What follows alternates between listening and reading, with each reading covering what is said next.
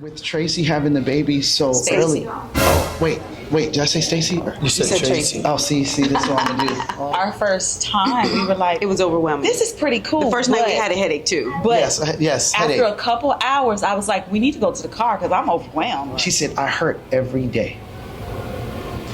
And she said, you guys, because we're men, I guess we hold on to things a little different. Yeah. She's like, you guys are still grieving. Twins, literally, we give therapy to each other. Yeah, we can heal. I realized it in that moment. We can heal each other. What is beautiful is that you have a good relationship with your twin's wife. People who do not have a twin do not understand the value in that. Oh my God. Like I wish, like we always imagined that whoever we marry, we would have a good relationship with our husband. He's an only child. I'm a child of 10. We share everything. Oh, that's a big difference. And not everyone understands the dynamic and the importance between twins. Right. So that became a huge barrier as well. I always wear my silicone ring, it's a black one, and it slipped off in the shower or somewhere. I can't find it. I've been looking all over all week. Oh, damn. And he's been wearing his, but then today I was like, I can't be on camera without my ring. Well, I'm not gonna say I lost mine too, like a week ago, but I lost mine too. In the shower? I'm done. In the shower? In the shower too? Interviews. Hey, twin, that's my twin. That's my twin. That's my twin. We just found out we were twins. Isn't that cool? And I'm your twin brother. We call this here a little twin. Twin, tapping up a jet ski. All right, everyone. We have a very special treat today. Very special. We are here with Miss Stacey and Tracey. I really like y'all to introduce yourself, but that's fair. That's right. That's fair enough. From Las Vegas, and then this is another episode of TYTWINZ. But what makes this episode so special is that this is our first interviewing another set of twins with Tyid and Tyari, and we're both here together, able to do it. So I already, as soon as I heard some little teetering when I was over here fixing up all the equipment, and I looked and I seen the girls, I was just so like automatically it just hit me like, oh, finally, this is what we needed. This is what we needed. It's just an instant connection and a feeling of just knowing, understanding. Thank you, ladies, for joining us today. So how long have you guys been in Vegas? Are you guys from Vegas, or tell me about your upbringing? We actually are. We were born in Vegas. Okay. Left when we were about 5 because my mom went to take care of my grandmother. Oh, wow. We're number 9 and number 10. So mom did. I think that was one of the first times I think at 5 years old, not understanding what sacrifice is. You go from the West Coast. Although we were young, our brothers had already started having families. Right.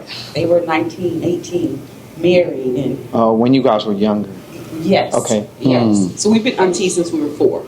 Okay, wow, that's kind of like us. You guys broke our record. We were like 9. I We were think. 8. We were 8. We were 8. Paper, we were Okay. 8. Yeah. So, but yeah, interesting. I love what you said about your mom kind of, dropping whatever she had going on to be there for her mother. You know what's really crazy? Our mom did a very similar thing. When we were sophomores in high school, our mom's mom, our grandmother, had a stroke. And my mom stopped, she dropped everything and did everything she could to get my grandmother back, like to restore. She ended up having paralysis on her whole right side. We had to sell her house. That's the reason why we moved from LA to Fontana. It's more in the Inland Empire because we got a house where all of us could live together. And we were there through every single step. And sorry, you get emotional because I seen my mom literally put everything on her back to take care of my grandmother, to get her back to, where she could be, independent and do it. She was never quite the same. But, it's a similar thing that you guys are telling me with what your mom did for her mother, for your grandmother. So I think that's pretty sacrificial. cool. Yeah. Right. I think that's where it kind of starts, her teaching, sacrificing through her actions. Absolutely. And then it just kind of bleed over into the rest of her kids, basically. Right. So as far as where you guys said you moved back to Louisiana, what's the name of the village that you said? Just to be. We sat in between Wisner and Gilbert, but we would have to say Wisner because that was our city and zip code. Okay. We went to school in Gilbert because that's where we were zoned. Okay. But it was a dirt road. Like I feel like. Oh wow. Like I always say, we had the best of both worlds. Right. Because we could come to Vegas and have the city life, Right. have the McDonald's and 7-Eleven on every corner. Right. But there, we didn't have a McDonald's. Oh wow. We didn't have there was a mom and pop gas station. I mean, the McDonald's was like 15 to 20 minutes away. Okay. Wow. So it wasn't in town. Wow. Right. Like in town. That's very everybody- unusual for most. Well, our cousins thought so. They thought we lived on a different planet. My mom had a garden. Okay. So we grew a lot. Oh, that's awesome. A lot. A lot of veggies. You guys got lot a of- good experience of growing up. I mean, like you said, a good mix. But From we don't know pigs to nothing about no hogs. gardens. I don't know nothing about no garden, but that's when we were freshmen, though, our mom and dad were going to move. The only thing we have any close to that is when our parents wanted to move to Atlanta. So our freshman year, they were like, you guys go out there and start school. And thus we lived with our aunt and uncle for the whole school year. And then our parents ended up not moving out there. And shout out to my uncle Donnie, who just recently passed away. That's the one I was telling you guys about earlier. You know, he had us out there doing yard work and stuff. We were like, we're not used to this.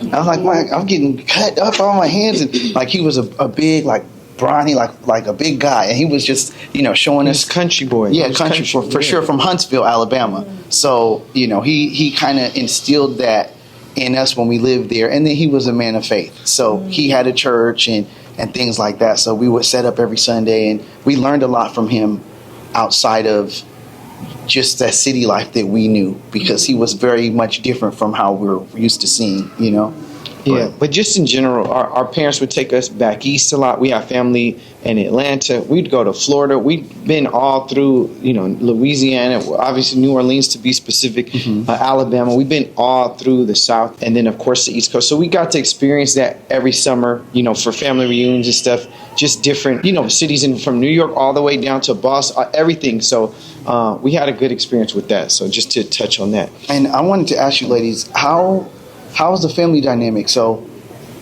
Miss Tracey, you have younger children, young babies, and then how old are they? I have a 21-year-old. Okay. She's my bonus baby. She's my first baby. Okay. I adopted her when I was single. Okay. And then my other two are 10, well, actually, she just turned 11 and 3. That was with my ex-husband. Okay. My marriage. Okay. So yeah, and the dynamics, she has a daughter. Right. So we're definitely girl moms. Oh, okay. My baby is 26. So shit. Wow. Okay. So I want to ask you that. How have you guys been able to navigate through that, having children? Because I know a lot of twins that actually have had kids very close. Like, I dropped the interview and the girls were talking about they had their baby 6 weeks apart. And then the second was about 6 months apart. Right after graduation, I got pregnant that summer. So she was living in the dorms. We're in Vegas. Right. I'm being a single mom, wait until my child turns 1 so then I can enroll. Right. So it was different because I didn't know what she was doing on a daily basis. She kind of knew what I was doing. I knew she was in class, but she was also an athlete on campus as well. So it was a different dynamic. Actually, we weren't planning on going to college in Las Vegas. Okay. We were planning college in Lafayette, Louisiana, and had got it accepted, and then Stacey got pregnant. That same year, our stepfather passed. And so my mom said, you know what, I'm going to move back to Vegas because that's where all the grandbabies are. So I was like, well, if y'all going, I'm going. So that's how we ended up at UNLV. Wasn't planned, got there. Of course, I'm in debt forever with them. But Right. It can be a thing. But it was different. I think in our life, when we look back on it, that was probably the most time that we were probably apart. In the same city, but apart. Because I didn't know how to catch the city bus. So I wasn't home every weekend. And then, especially when I started running track, I was mostly with athletes on the weekends anyway. Right. And so then when we would come together, of course we never missed a beat, right? But she was like really doing the mommy thing. Right. Wow. Like completely.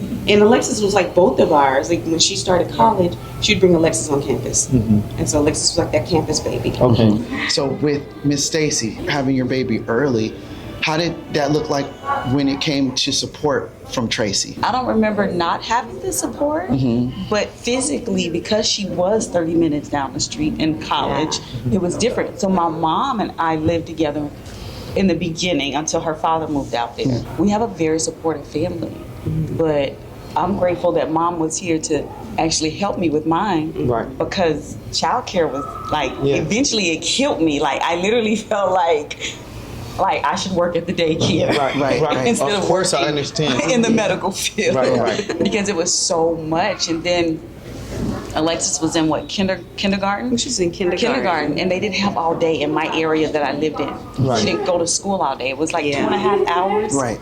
So I would drop her off at daycare. They would take her to school, pick her up from school, and bring her back to daycare. I would pick her up from daycare when I got off work. Okay. Because we had our kids early. Like I would say maybe almost 3 years after I graduated, but maybe like a 2 years after Serena graduated, we started. Our daughter's 18 now, and then our oldest, our Naya, is 18, and then Kaylin, our son, is 17. So we went back to back on that one. I always feel like she says, "Oh, you didn't plan it," but our other two, Tyid and Tyari, are within the calendar year, and I just always felt like because we didn't have twins, I always wanted my kid to have somebody next to him. Yes. So we have them kind of buddied up with the 5-year gap. So 18, 17, 12, and 11. Girl, boy, which is that was kind of, we didn't plan that part, but but yeah.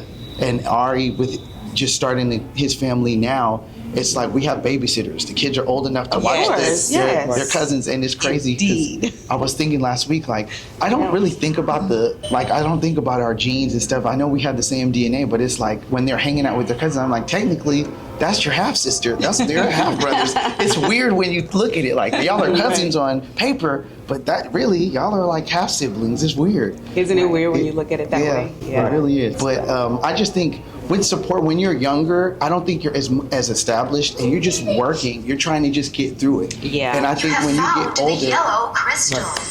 Yeah, they have to do that. They got to catch all these things. no, we're good. But I just feel like when we got older, now that Ari's having kids, I feel like I'm more like relaxed when it's like I've been through that. So it's like I'm enjoying seeing him have his kids, because it might be overwhelming having multiple babies at a certain age at one time, but he has the support, and I feel like God kind of planned it like that, so that way it wouldn't be so difficult, because we're ready. We're like, where's the babies at?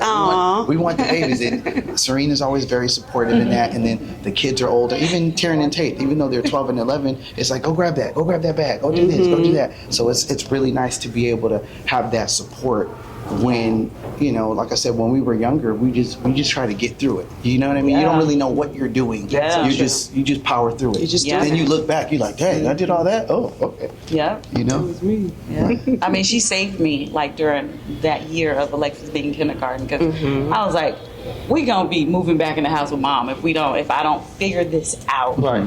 And so I was able to stop the daycare, and she switched jobs. Actually, I stopped college, and I ended up going to get a full-time job.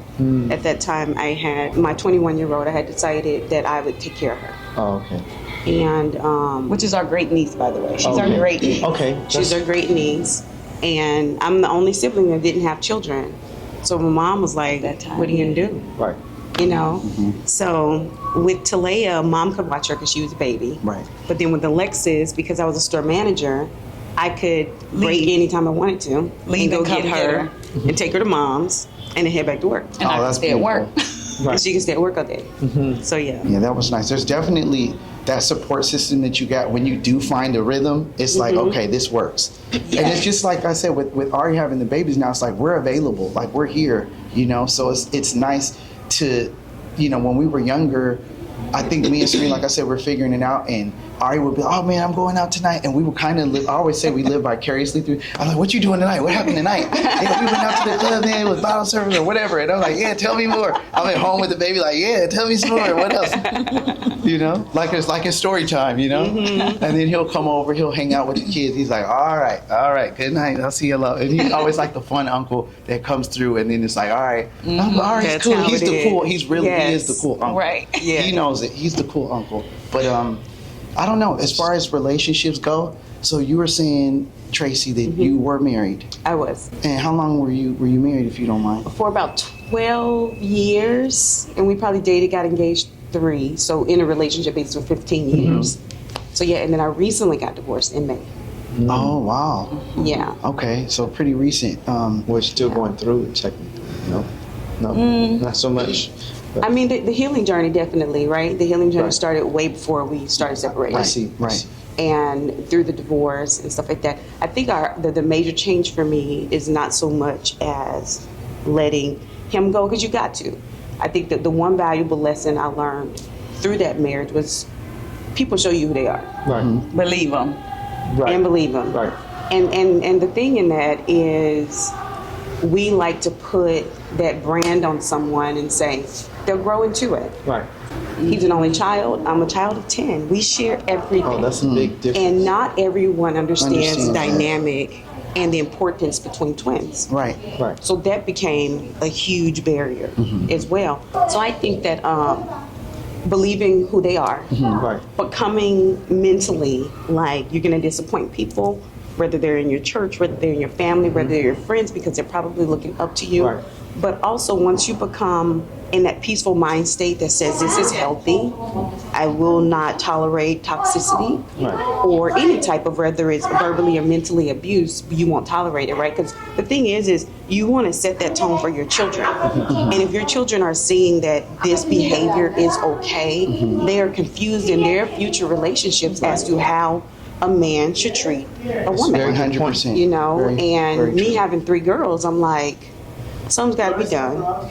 It has to be done in the most peaceful way, but it has to be done. Right. You know, Right. so choosing self, basically, Yeah. not staying too long, giving a pass, basically, Right. a pass to whatever that person is doing or how they're treating you. Right. Right. You know, so it's definitely been a journey. I think at the Twins Fest, people were like, "Oh, you look like you're so happy about it," and so, Right. but it's a process to that, Right. Right? Because it starts way before. It starts way before. before it starts. Right. Right. Exactly. Right. Of Right. course, Right. because it's never Yeah. just, hey, I want, it's Exactly. it build up and then time, and of So course true. most people will give someone they love an opportunity to resolve fix Definitely. things, and when that doesn't happen, you know, you don't have anything else to do. That's the last resort. That's your last resort. Yep. You know, And that's what it I was. totally understand that. But you know what's interesting is the growth during the dating, during the engagement, because as we are so close that we did borrow everything. Okay. And so I think a very valuable lesson in the very beginning was us borrowing each other's shoes. Okay. And he had bought her some shoes. Oh. And I'm wearing her shoes because Right. this is what we do. Right, right. But it was a very valuable, Wow. it was a teachable moment. That's a good, very valid point, because I think a lot of people are like, wait, hold on, because it is a thing. It's a thing. Right. Like Ari gives me a lot of his clothes, and I'll be I wearing give it to. He ain't borrowing none of It it. ain't necessary. Once he gives it to me, that's usually it. But he'll see me wearing something. He's like, "Oh man, that's the shirt. That's a shirt. Okay." I'll try to I don't know, switch it up and try to make it look like He'd be okay. like renovate my Yeah, clothes, yeah. refurbish You them know, and- recycle and reuse. Yeah. But I think that's a beautiful thing what you said, because I know 100%. I've been blessed. I know I've been blessed. I met my wife in high school. We got married a few years after that, and we've been married. We just hit 19 years. Awesome. She is, yes, thank you, ladies. Serena has been an incremental part in not only the growth I have with Tyari, but he's also the reason why I have a good relationship with her. Because they can get on the phone and be like, you know what Tyid did? He just won't stop talking. He did it. Yeah, he did the same thing. Like, so it's like they kind of have that thing where it's like, if y'all gonna go in on me, it's fine, because I need that accountability from somebody who I know loves me, Right. so that way I can be better. Right. Otherwise, I'm not going to change. If nobody holds me accountable for nothing, Yeah. I'm going to we wouldn't be together right now. That's a beautiful thing. You know what I mean? Yeah. So what you said about, sharing and stuff, it's like, that's exactly what it's like when you're in a relationship. And some people, even though they try in their psyche to deal with it, they just can't No, understand. right. Well, we had to cut it out. Right. Yeah. And that was the growth. That was because at first we were reluctant. Like, what do you mean I can't wear? Right. What do you mean I can't wear her shoes? And I it always wear sounds her shoes. silly. It sounds silly. It sounds Listen, silly. I don't want you Yeah. sharing shoes with your twin sister. I don't like right. that. Yeah, because I don't think I like, would you have know? a problem with that. I don't think I would ever. So it's like, it's a weird my weird wife thing. shared shoes with her. But with her ex, it was an issue. But Yeah. and I think It our was just sister. more so- It took an older sister to say, okay, hold on, y'all. Right. Tracy's going into a different stage in her life. Right. And if he bought her and she went down the list and we were like, okay, Right. you're right. You know, Right. So I think that was a pivotal moment where we were like, whoa, we are, like, we're not I think it was going into harder for different Stacey directions, to but we are. understand than me. Right. I think it was harder for you to understand. Yeah. To grasp it. Sure. Because she was on the Yeah. other foot. Yeah. Right. Yeah, Right. because It's literally- me having to cause peace, you know, to basically gain that peace in my Right. marriage. Texas was kind of like, I can't wear your shoes for real, but those are cute, the ones he bought you. Right. Right, but You know? but it But makes eventually, sense. yeah. It makes sense. But I get your point with that, trying to get your sibling to understand. Because we have little issues here about that too. Just one feeling like, oh no, this is it. And I'm like, no, this is it this way. I can't look at it that way. This is the way I'm gonna look at it. So it's very, hard to move sometimes. But, but as far as relationships wise, how about yourself? So I've never been married. Okay. And not that I've never wanted to be. Right. And I've met people who have wanted to marry me. I mean, I'm in a I'm so sure. I'm I'm in a very committed relationship right now. That's great. And Beautiful. and he wants to marry me. Okay. So, Yes. Nice. but it has been, I feel like she has been my teacher. Like, I feel like everybody has been, because I'm the only kid who now has never been married in the family. Right. So everyone has been my teachers, but this one right here, like, she's the nice one. Right. Because, baby, Right. You wouldn't handle things differently, yeah. she's the nice one. And she's going to follow it by the book. Right. And I'm like, lock the doors, change the locks. Right. I understand. There's clothes out in the yard. Right. Oh, and You don't know. forget the bleach. Don't forget the lighter fluid, girls. Get the lighter fluid on there. There it is. There you go. You got it. That's her. But to see how she decided, like, because we all have a choice, she decided I see. until the spirit tells me you have exhausted every channel, I am here. Right. This is my husband. I'm here. Right. And I'm like, but Yeah. there was She's like, so did spirit talk to you today?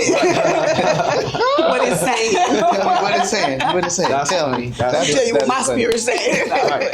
That's funny. But I felt like, it's great. Like, it was fun, because a lot of twins, they do get married close, like within a couple of years. It was, I remember Mom being at your reception, like, is any single man? I'm like, Mom, sit down, don't do that. Right. But I feel like it, we are Libras and we have that weighing scale, but I feel like it did its justice. Right. Because what she has taught me is going to help me in my marriage. Yeah. I think that's a big deal too. Because I've been married, I try to kind of school him a little bit. Like, hey man, you might want to do this. I don't want to listen. And it's like, it's hard sometimes because we're so close and we're so used to hearing things from each other that sometimes even when we are right or when something we might be in agreement, it's like, I don't want to hear that from you. You know what I mean? Because we're just so close. We're so used to hearing stuff from each other all the time. That's true. It's like sometimes you stop hearing, you stop really listening. You know what I mean? Oh, yeah. If that makes sense. And I'm big on that, because like your mom did when like you said, Tracey was getting married. She's like, any single man? It's like, if you're happy and you're in love and you feel that, you want your twin to feel that too. You want to know that, look, I want you to have what I have because I know how I feel, how it makes me feel. So I want you to have the same thing. It's never that I want you for myself type of situation, because it's like, if I'm happy and I know the ins and outs, or I've been through something that you're not there yet, I'm like, look, but when you get here, it's going to be like this. So just to help you get through it smoother. You know what I mean? And I just think that helps you out a lot when you're in a relationship or when you've experienced something that your twin hasn't. And I think that's one of the reasons why they never put us in the same class, because they didn't want us helping each other out too much and, stuff like that. But, But I think what is beautiful is that you have a good relationship with your twin's wife.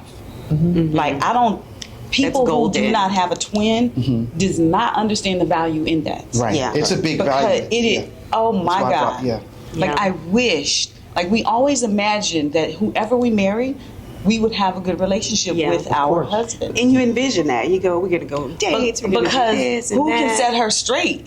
Right. I mean, really, not saying that he can't control his wife or she won't be submissive or nothing, but I'm just saying, if there's an issue, I can put a nail on it. Like, same. I feel the same way. My twin A right there. My twin A. That's I wished that her ex-husband and I had that relationship. Like, it was there in the beginning, then it left very, very quickly. Right. But that's because people who don't have a twin don't understand. Correct. Yeah. But then there's people who do understand, who are very considerate. Right. Yes. Like your wife. Yes, you know, absolutely. like my man, he totally understands. He gets it. Right. He loves her to pieces. Exactly. He does. And he's grateful for her. Yeah. You know, Right. so that's a beautiful thing. Right. So it's good to touch on that point. So as far as that, our dynamic in relationships is different. I've dated, and my brother's been with his wife since high school. I've always respected their relationship.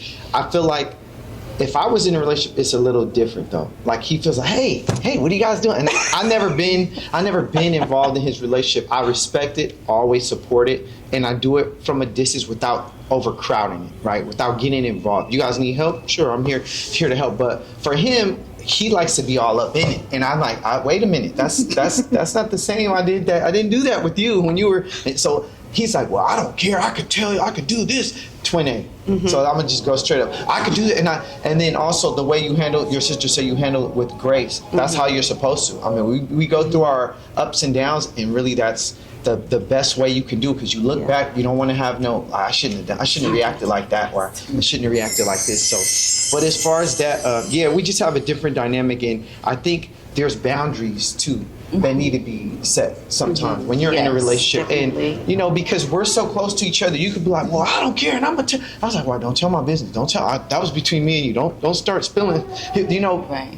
That's something that you have to hold tight and be like, okay, you respect it. Yeah, respect it. Otherwise, you couldn't cross the line, and then you can have those issues where twins or siblings in general won't talk to each other because your big brother felt like saying this to your boyfriend about your relationship, or your sister, or so on and so forth. So people just need to respect the boundaries. Yes. And sometimes people, aren't able to do that, or they don't know how. They're like, They've never been taught it. Exactly. Especially with twins, we had to learn boundaries. Right. Like, we had to learn that although we expect, twins automatically expect, I expect you to be there.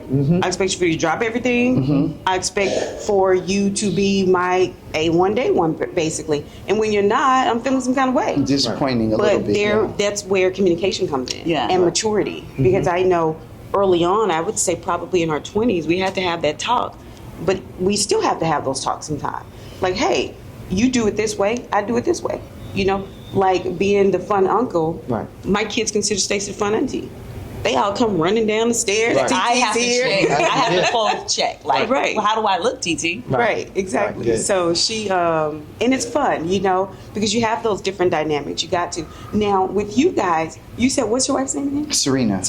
Now, you said that Serena has helped you bond closer with your brother during this time. Were you guys not that close, like from high school or in your young adult years? I think me and Tyari have always been close, but it was more like I would see him on the bus to school. We would walk and we would argue because we're like old married couple. So we'd have our moments, but it's interesting how I met Serena. I would walk by off the bus, and one day I saw her talking to her little girlfriends. I didn't say a word, and I went up and gave her a hug and walked away. So then a few days later, she sees Tyari walking by, and he's walked right by, and she like, what the hell? Like, he didn't come by and say hi today. And then she realized, like, a few minutes later, I came and gave her a hug, and she was like, there's two of y'all? Okay. Funny. And I don't know the impact that had, but I knew that she knew from being around us so early in high school that there was distinct differences between the two of us.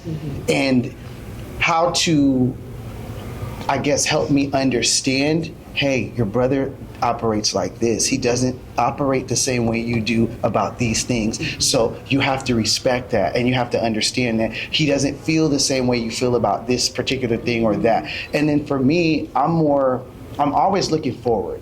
I'm always trying to look at, if I see something that could be a problem, I try to nip it in the bud early, so that way when we get there, it's not like, where did this come from? And you see something creeping. And I'll be honest, if I hear something like, I've interviewed probably Twinsburg. I was fortunate enough, I interviewed about almost 50 sets. I didn't even get all the interviews. My head was spinning. I had a headache because I'm trying to remember everybody's names, and this is the first time I've seen so many multiples in one place. But there's things that I hear across the line when I interview twins, and it's if you're with someone that doesn't think that the relationship that I have with my brother is not reflective in the relationship I have with you, then that's a problem to me. Yes. Because it's impossible. There's studies and stuff that show that if one twin is dealing with stress, even aside away from your twin, you can feel the stress and it bothers you. And I think sometimes when we get into that space, we might get real upset with each other and we don't understand why. I mean, we have an older brother, but I know my older brother doesn't call him when his shoulder's hurting. He doesn't call him and say, hey man, my right shoulder's hurting. Did you do something to your shoulder? You know what I mean? Because I believe in that. And we've had situations where, we can literally feel what the other one's feeling. Not maybe instantly, but sometimes with stress and things like that, you are in your head like, hey, is everything okay? Or, you know what I mean? Because you can feel that. And it's not about forcing a problem on you, but it's like I feel something is in my spirit or in when I woke up today, and I'm just checking because I feel some type of way, and is it because we're connected. Whether we try to push away and say, oh, we're twins, but we're twins. So we have to respect that. And if we don't respect the fact that we're twins, I think it tears away at the other relationships. But for Serena, she's definitely taught me how to respect that and understand that your brother is different, and you have to give him his time the way that you got time. And even if you know something, or you might have a little bit more of an instinctual idea of what you might think is going to happen, you got to let him go through it. Because it's almost like your kids when you see don't touch that, that's hot. And you don't tell them, it's like, you don't really know till you touch it and you be like, So sometimes I have to back off because I'm always in that space where it's like, hey man, that's hot, that's this, that's that. Oh, good reference. You know what I mean? To me being a kid. I'm not saying it, you know what I mean? But it's always trying to tell somebody something because you've been there or you've seen it, and it's like, I'm just giving you a heads up instead of, just sitting back and watching, because it's hard for me to sit back and watch, and then because guess what, this is crazy too, and I know I kind of ramble. If he's hurt or if he gets hurt, who else is affected? You know what I mean? Yeah. So it's like I'm trying to protect myself too, as I'm trying to protect him. Because if he's hurt, I'm gonna be hurt. If he goes and does something crazy or slip and fall, I'll be like, dang, Because if it's a connection. It's a connection. So I have this empathy for my brother. It's a big part of my relationship. But yeah, that's. Well, just to answer the question, you asked if we were close. So growing up, we were pretty close as kids. Our parents kept us close. When we went through high school, we stayed separate, but we were still close. We come together when we need it, but we had our separate lives. That's why he's able to have a relationship in high school, and there's no interference or anything like that. And we'd meet up, for sporting events after school and so on and so forth. So I think as we got older, the dynamics have changed of our lives. Like you said, he's been married for 20 years, 19, almost 20 years. So.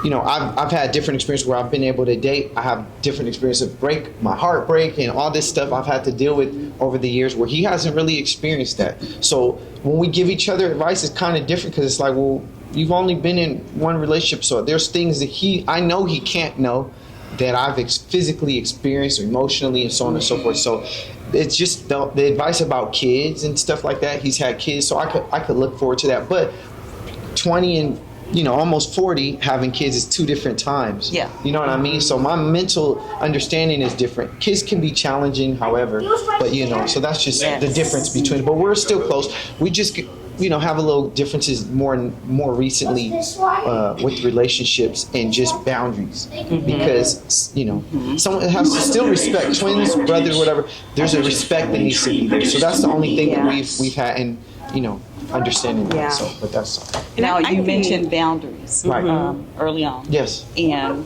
in relationships, and I think that she had to learn. I had to learn that she couldn't tell me everything. Right.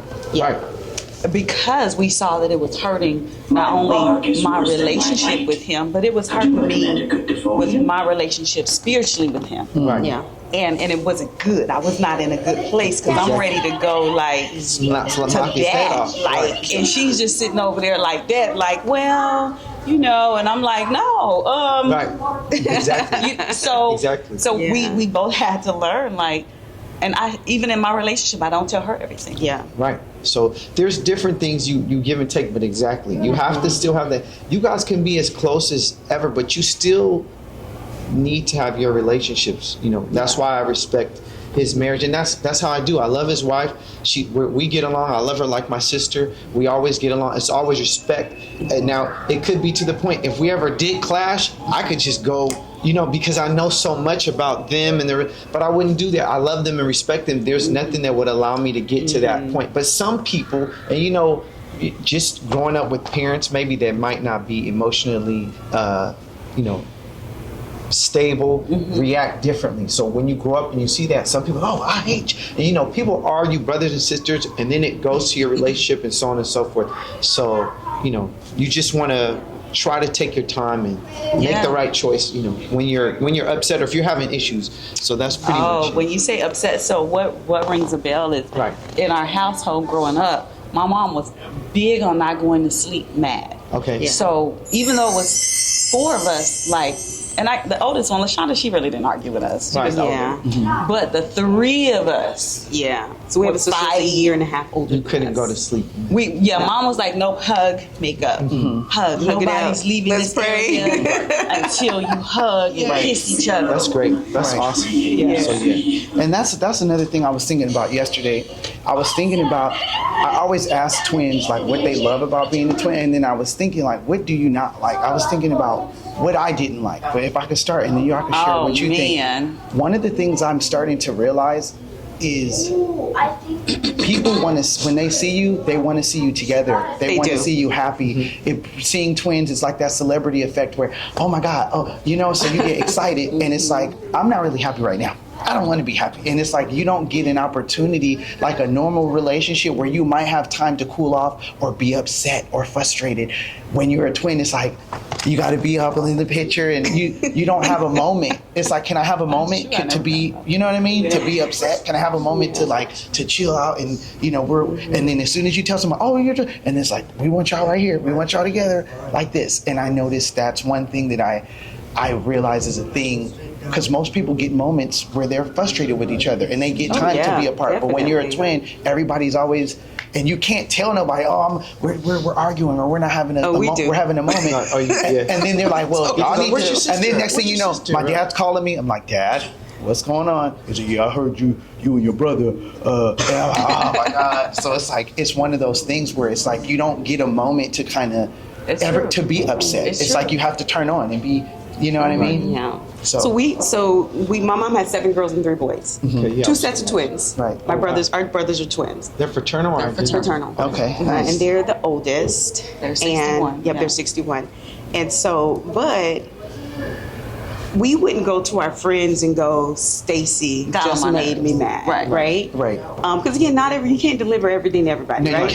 You cannot. But to our siblings, we have certain siblings that we go to and go like, you know what? Right. Stacey was out of control yesterday. Like, I am not feeling whatever it was, right?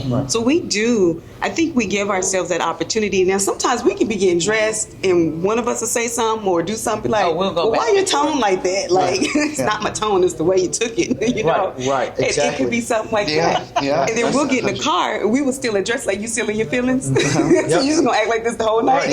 Right. We're there too, but it can't. Some get more, I guess, emotional. Like, what do you mean by that? I'm like, I didn't mean nothing, but I just said it. You know what I'm saying? So that's this one. So I'll be like, a text message. It could be any. Okay. You know what I'm saying? You know what I'm saying? That's how it is, and I'm like, I gotta be careful. And I'm like, okay. So I think the original question was, we're back at was what do we not like about? What do you not? Yes. Like about being twins? Yeah. Is there any dislikes that you have? Like, what do you not like about me? All right. So like, first of all, I would have to say, people who made us compete, like we didn't even know we were in competition until someone asked. Said something, right? Yeah, like right. we like, oh, am I supposed to be a little smaller, or Right. am I supposed to be? Right. Am I supposed to be faster, or am I supposed like? Everything is compared. Right. And things you wouldn't even think about until someone brings it up, and now you're looking at it like, wait, right. Look. Yeah. And so I hate that. But people don't know. Right. They think, oh, Stacey had a kid. Tracy, when you having a kid? Yes. Tracy get married. For Stacey, years. when you get married? Like, Right. so that would be the part that I can say I do not like. Right.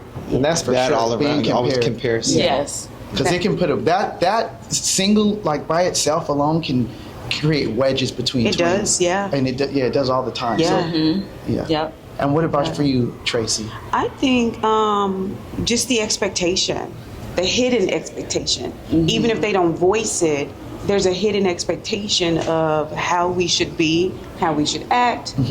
If one's dating, the other one's dating. If one's pregnant, the other one's pregnant. If this, if that, right? I think a moving to Las Vegas, us creating different lifestyles, helped in some way when it came to our family, because it wasn't expected at that point. They're just kind of like, okay, they see Stacey as a single mom, and I feel like it was acceptable at They that have point. to process it. They did. They had to process it. But I think that would be it, the hidden expectation. And then sometimes twins don't know it, like she was saying, until you actually doing something. Right. You know, like, oh, she's beating her at this, or oh, her grades are this, or oh, her grades are Oh, that. yeah, I didn't oh, like she that. got class this, or oh, she got homecoming this, you Right, know? right. And it's like, and it does. We are human, and I don't think people in general understand that although they're twins, They're human. they're human, human, yeah. and they have a heart. Right. And they have different mindsets, but they have a heart. So the same way an individual child would feel when they feel left out or not voted for, Right. is the same way You twins get feel. thrown right into And we something. feel it even more. Somebody else can beat me, but let my twin beat me? Right. Because y'all done put this stigma on Right, the whole right, thing. right. I'm feeling some kind of way right now, you know? Right. So, because if you're going to vote for her, you need to vote for me. We need to have equal votes. Right, right. Don't we look alike? Right. Yes. So That happens a lot. And we have a sibling rivalry, I guess a twin rivalry that we have over little certain things too. Like we play chess a lot, and when we're sitting down playing, like he'll win, he might have a spot where he wins, and then I'll win, and it's like we get into it about stuff, and they're like, you guys are still talking about that game y'all played last week, 2 weeks, 3 weeks, a month ago, or basketball or something. And it's just like we have this competing rivalry where I realize now that we're older, I am getting older, so I'm bowing out. I'm like, you know what? I don't have to do that. I don't have to compete. Like, I'm gonna let my brother have that. Like, it's okay. You know what I mean? It's okay. But what's something, Ari, that you could think of that you might dislike about being a twin, if anything? The comparison is one thing, but like, for example, my brother and I play basketball. He'd take all these shots. I'm like, hey, bro, take it easy. And I'm like, and then the season goes by. We're playing a men's league. I asked a couple of my teammates, can you guys tell us apart? No. So everything he does, he don't like everything he does, they're like, oh, both of y'all do. I was like, no. Yeah. I'm like, wait. That wasn't me. That was him. It's always y'all. Right. Yeah. It's like, I'm like, I know, but we got different numbers on the back of our jerseys. Getting bundled, getting clustered Y'all not together. paying attention to the Yes. numbers It's like on the them back. twins did that. That is They're so like, oh no, the true. twins like to shoot a lot. I was like, well, I do like to shoot, but when I'm counting the shots and it's like boom, boom, boom, and then I take one, and they're like, no, both of y'all. You take five before I take one. Exactly. And I'm like, they're like, no. I said, do you tell us apart? He's like, not really. I was like, oh shit. So and when I told him, I said, do you see? I said, do you see how what you do affects me? He's like, man, whatever, because he's thinking they could tell us apart. I was like, no, they can't. They think you think we're doing the same thing. So I said, so be more cautious when you're playing and things you do. Yeah. That's all. Because and that's just outside of basketball. That's still what we have to do on the outside. That's a big deal too, because when you have this image and you look exactly alike, we've gone through that our whole lives, where it's like if one of us doesn't look a certain way or isn't doing a certain, everyone does the same thing. They got to start the comparison, and they got to start putting us together and doing that whole little checking down the line, and it gets annoying. But you know what? I think we did good on that one. I want to ask you. I noticed when you guys are talking, you have matching tattoos. We do. Tell us about that. I'm like, where is that? So I have tattoos. I've had tattoos She has for years. 2 or 3? I have 1, 2. 2. About 2, yeah. 2. And Stacey has never gotten one. And she'll say, I'm going to go get tattooed. I can never make up my mind. She'll bring up the biggest pictures and go, I'm going to get this. And I'm like, on your first tattoo? Right. You're going to do that? Okay, cool. Let's see, you know. So then in Las Vegas, I don't know if they do this everywhere else, but for October 31st, whatever. October, Friday the 13th. Friday the 13th, you're right. In October, you like $13 tattoos. Nice. So then she kept saying she's going to go. And I was like, okay, let's just go. Let's go do it, right? So we go, and it was her first tattoo. Yeah, literally 2 years ago. Yeah. 2 years, my first tattoo 2 years ago. Awesome. Yeah. Wow. And what is the tattoo? It's a heart with a beating, with a heart beating. Oh wow, that's crazy. With the heart beating. What is going on in here? Serena and I got, it's a little big, it's bigger, but it's a lifeline with her name in cursive and the heart. Yeah. So it's and we ended up matching tattoos. Ari doesn't have any tattoos. I don't think we're ever going to probably get matching tattoo. But maybe, we never know. You never know. But this is the only one I have. Serena's got a few. My legs were doing like How this. did you do? Oh, that was her. Yeah. I was like, there's bone. And so I was like, sir, is this bone here? This feels like bone. I was like, speed it up. And then I go and she goes, why are you acting like this don't hurt? Yeah, you had that. So that was quite funny. I do want another one though. Okay. I wouldn't mind getting another one. But I need some numbing cream. Right. There Thank you go. you. There you go. Thank you. Yes. I agree. I don't care for the pain. Some like extra that. numbing cream would be good. Yes. Would be good. Yeah. Now, So you guys talked about basketball. So you guys played basketball. Mm-hmm. We played basketball. We also cheered. We was also in ROTC. wow. But for basketball, I think one of the funniest moments we had in basketball, and you probably will agree, we were on two separate cameras. We probably would tell the exact same story. When you fouled? Yes. So her number was 32. Oh, this sounds good. Mine was 23. Who did that? I don't even know why. I don't even know, but we did it. Right. 32 and 23. Mm-hmm. And so Stacey had already had maybe about three fouls. 3 or 4, maybe. I don't know. Maybe your memory is better. Stacey's a bit more feisty. She takes a shot. That's just how she does in life too, though. Right. Like she takes it. She don't think about it, even when it comes to her response to things. Sometimes, whether she's in an Twin argument, Twin A. right? Here, let me get my twin A right here. She don't think, and I go, Yes. I'm very analytical, and I'm like, well, if I shoot it from here, will it really make it? Right. And she's like, girl, give me the ball. Just shoot it up. Shoot You it. ain't got to think that hard. Right. She would take millions of shots. Where Right. I'm just like, see, if you had thought, Right. you could have made that one. Right, you right. know? So I don't want to chance it. This girl takes chances. Right. Right? But with that, I fouled, and they go, you're out. She had 5 at that moment. And we're like, no, that was me. They were like, no, it was her. No, that was me. Oh, no, wow. it was her. And she that fouled was out of the always game. that was always funny. Oh, wow. That was Sometimes always- it yeah. would be reconciled. Like sometimes they'll be like, okay, wait. But that one game, they just didn't let up. They were She just like, no, remembered that. get her out. Oh, wow. Get her out. So they mixed you guys up as far as the fouls, and then you have to get out. Oh yeah, Wow. and it was just that one time. That'd be Because most frustrating. times coach would step in and be like, but I Referees think know. I don't even know coach. I think coach was confused that day too. Right. He was like, I don't know. Exactly, but we knew Right. that it was me. You know, so I think those are one of our funny moments, man, that would definitely happen. in basketball. Okay. Yeah. And yeah. then, do you ladies believe in like twin telepathy? Have you had any yes. experiences? So she would come by, pick me up, or vice versa. Oh, yeah. And literally, I would come out the house, or she would come out the house with the same exact outfit, not planned Mm-hmm. at all. Or we'll show up at events or church Yeah. with the same outfit on. Right. Because that's Yeah. just how we're feeling. Yeah, Wow. Even today, like you said, with even though we're not matching, But just you're- the Yes. same color, the same color, tone. Like, of course, And we didn't planned talk this. at all like before we got here. And when I looked, when you said it, I didn't notice. When I seen him walking, I didn't notice until you said, "Did you guys plan that?" And I looked, I was like, "Oh crap!" same colors. Craziest thing that happened to us was actually near here.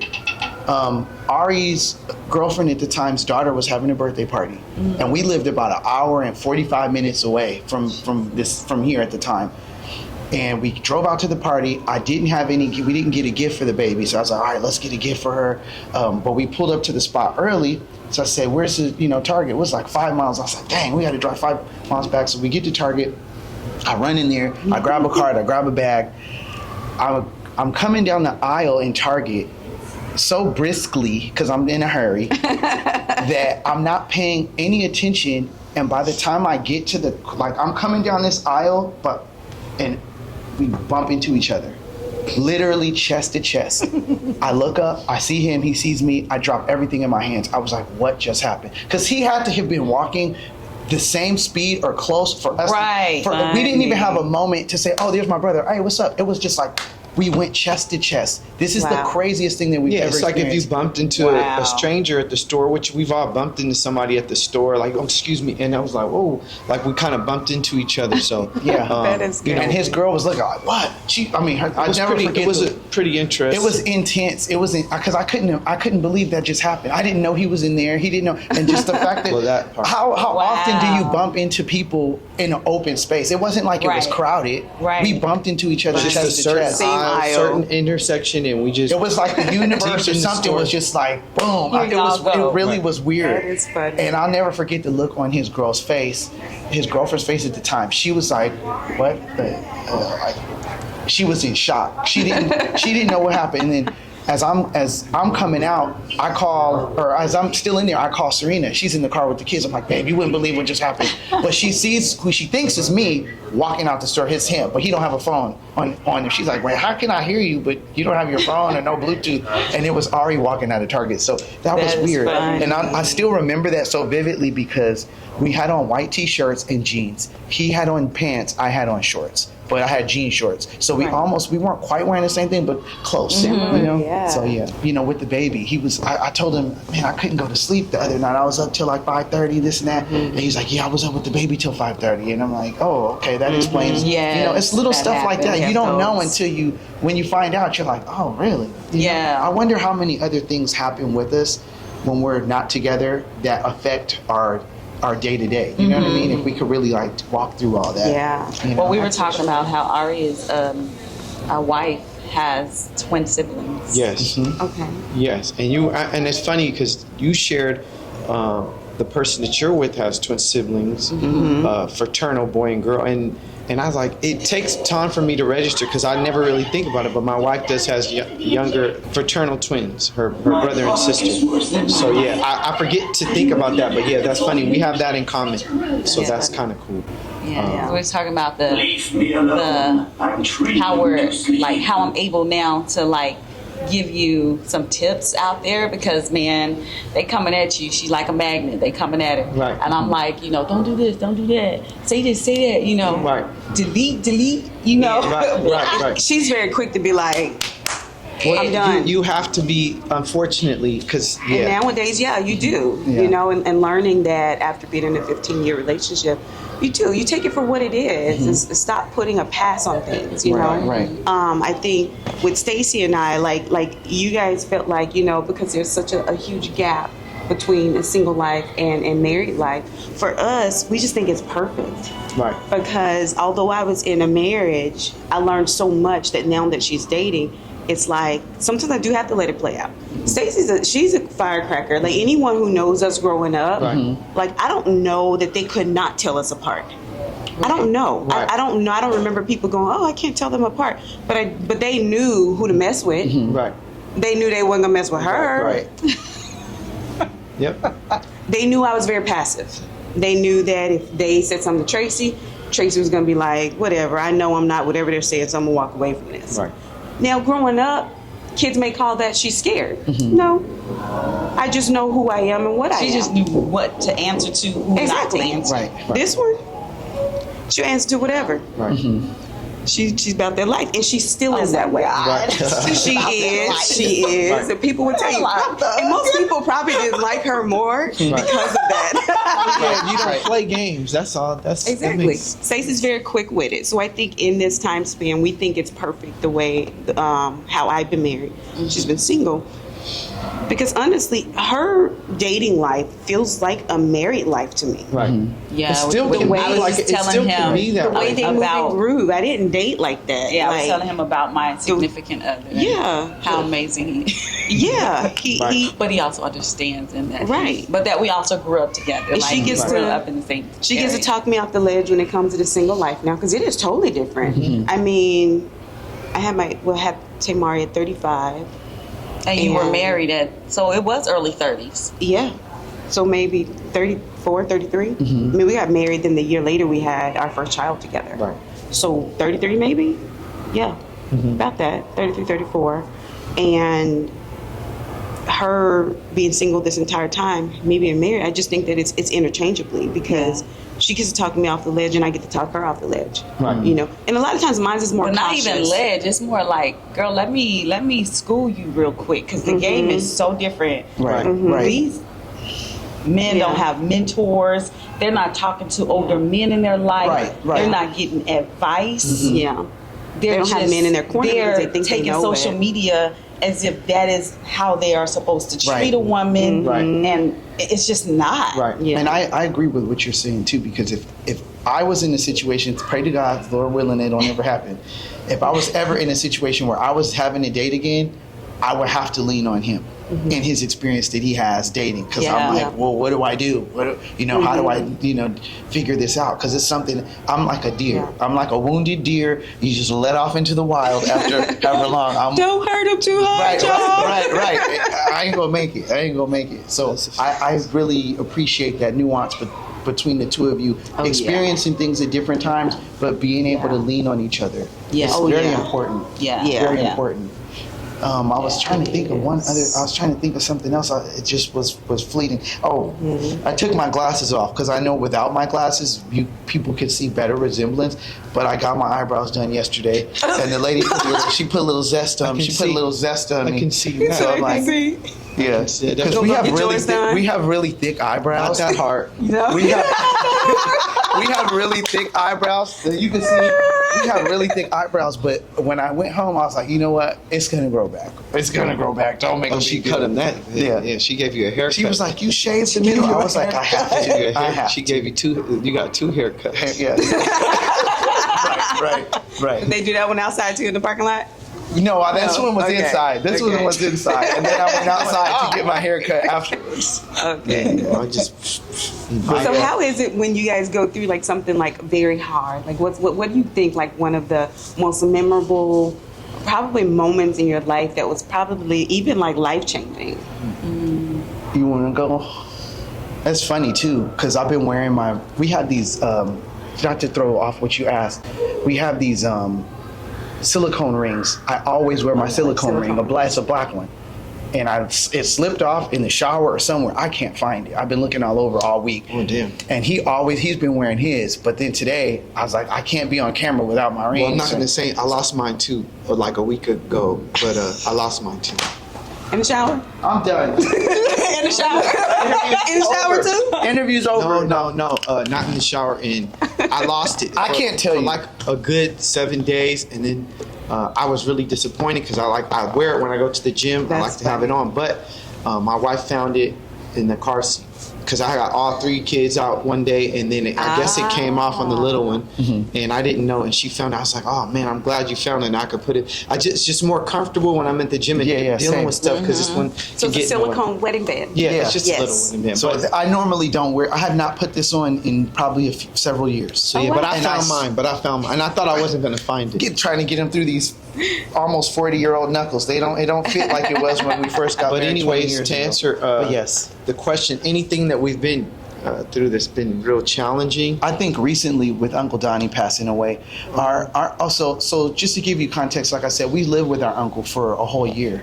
Our mother's sister's husband. We lived with our aunt and uncle when we were freshmen. And for a lot of families, I was mentioning last week when I went to go visit before he passed, there's not a lot of people that are comfortable giving their kids to, now your sibling is fine, but to a man that's married into the family, that's not a normal thing. You know what I mean? And he was a really good man, and I just feel like when we lived with him, for that year, he's probably the closest thing to a father figure other than our father, who's always been around, who's always been involved in our lives.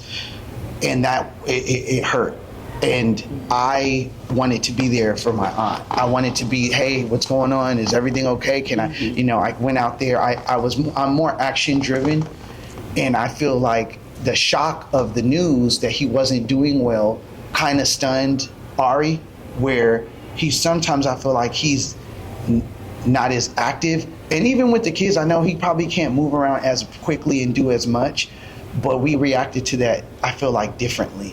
And this is probably in relationship wise, other than maybe our grandmother, probably the closest person that we've had pass away, where we had a really close relationship with that person, and there's like a connection there between how our connection with our relationship with him, and how it's like if one of us goes, we got to both kind of show up type of thing. You know what I mean? Okay. And I felt a little bothered by him not being there, but I know that I was just going to be there for my aunt, be there for my uncle, and I feel like with that thing, we kind of reacted a little bit different.